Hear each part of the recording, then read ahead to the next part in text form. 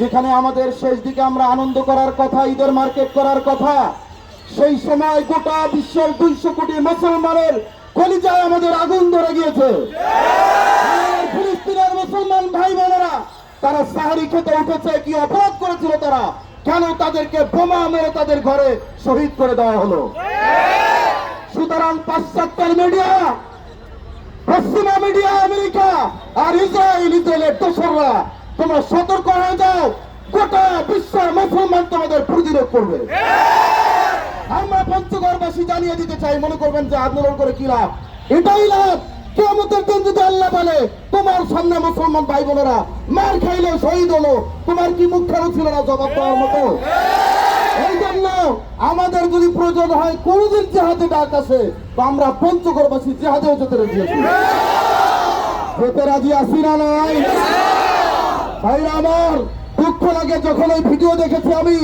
ছোট্ট শিশু, সে একটা রুটি নিয়ে বের হয়েছে, আন্তর্জাতিক জার্নালিস্ট, সাংবাদিক, তার কাছে রুটিটা নেওয়ার পর খোলার পরে তাকে ভিতরে গাছপালা, গাছের পাতা সে মোড়া, ওই রুটিটা গাছপালা দিয়েই, পাতা দিয়েই খাচ্ছে।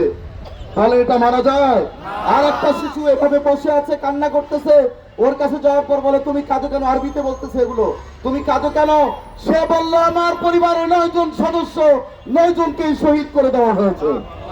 এটা কি মানা যায়? সুতরাং মানবতার কথা তোমরা বলবা না।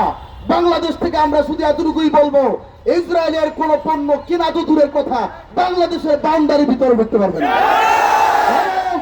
সতর্ক করছি ভারতকে, যেই ভারতের কোষাই প্রধানমন্ত্রী, সে আমাদের এই মুহূর্তে মুসলমানদের পক্ষে না গিয়ে, মানবতার পক্ষে না গিয়ে ইসরায়েলের পক্ষে চলে গিয়েছে।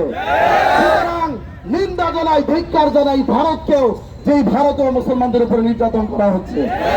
আল্লাহ তাআলা আমরা রোজা মুখে ফরিয়াদ জানাই, আল্লাহ আপনি মুসলমানদের উপর রহমত করেন, আল্লাহ আপনি গাজাবাসীকে বিজয় দান করেন, আল্লাহ ফিলিস্তিনকে আপনি বিজয় দান করুন। আসসালামু আলাইকুম ওয়া রাহমাতুল্লাহ।